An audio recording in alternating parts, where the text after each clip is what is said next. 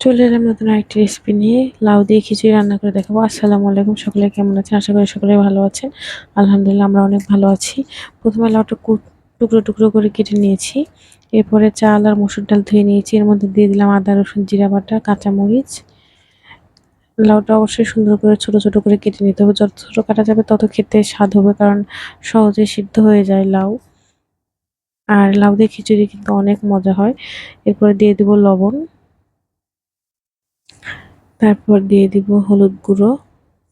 আসলে মরিচ গুঁড়ো দিতে হবে না, কারণ যেহেতু আমি কাঁচা মরিচ দিয়েছি সেহেতু আর মরিচ গুঁড়ো দেওয়ার কোনো প্রশ্নই আসে না। আর এখানে আপনারা ইচ্ছে করলে গরম মশলা বাটা দিতে পারবেন, বা গরম মশলার মাথাগুলো সামান্য হালকা ফাটিয়ে দিতে পারবেন। এ পর্যায়ে দিলাম তেজপাতা। আমি যেহেতু ছোট বাচ্চার জন্য রান্না করব, তাই মশলা একটু কম দেওয়ার চেষ্টা করছি। আসলে ও একা খায়, আমরাও খেয়েছি। এখন আমি রান্না করছি রাত 4টা, 4:30 বাজে। আসলে আমার মেয়ে একটু অসুস্থ, রাত্রে ঘুমাচ্ছে না। তো এর জন্য ভাবলাম যে আমরাও রাত জাগছি দুজনেই, তো রাত জাগলে কিন্তু ক্ষুধা লাগে প্রচন্ড। তো ভাবলাম যে খিচুড়ি রান্না করে নিই। আমার মেয়ে ভোর 6টায় ঘুমিয়েছিল, আর 4:30 বাজে এখন আমি রান্না করতে বসে গেছি। এর মধ্যে আমি দিয়ে দিলাম সাদা এলাচ, কালো এলাচ আর দারচিনি। তো দিয়ে সুন্দর করে হাত দিয়ে মাখিয়ে নিতে হবে। অবশ্যই যত সুন্দর করে মাখানো যাবে খিচুড়ির টেস্টটা কিন্তু তত সুন্দর আসে। তো আপনারা চেষ্টা করবেন অবশ্যই সুন্দর করে হাত দিয়ে মাখিয়ে নেওয়ার। আসলে আমার কোলে ছোট বাবু আছে, আমি এক হাত দিয়ে মাখাচ্ছি। আপনারা চেষ্টা করবেন সুন্দর করে। আসলে সকলে তো এক হাত দিয়েই মাখায়, বাট আমি পাতিলটা ধরতে পারছি না, এজন্য পাতিলটা দেখেন একা একাই ঘুরে ঘুরে যাচ্ছে। পাতিলটা শক্ত করে হাত দিয়ে ধরে সুন্দর করে মাখাইলে আসলে বেশি ভালো হয়। আমি এই পর্যায়ে মাখিয়ে নিয়েছি। এই পর্যায়ে অ্যাড করব পানি। আসলে পানির পরিমাণ অল্প দিতে হবে, কারণ লাউ থেকে কিন্তু পানি ওঠে, এটা আমরা সকলেই জানি। আর আপনার চাল সিদ্ধর উপর ডিপেন্ড করবে।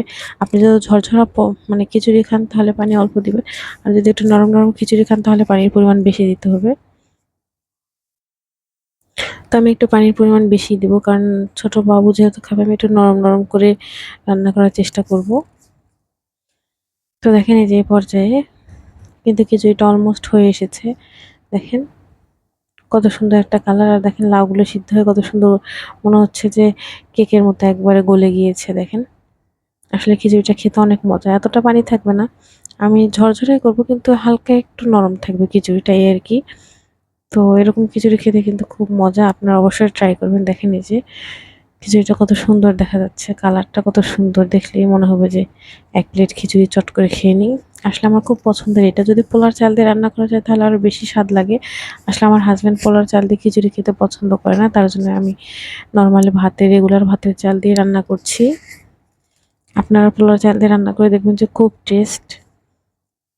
আসলে পোলার চাল দিয়ে ঝরঝরা করে রান্না করলে খুব টেস্ট। দেখেন এই যে এ পর্যায়ে দেখেন এই যে আমি সামান্য একটু করে পানি ছিল, খুব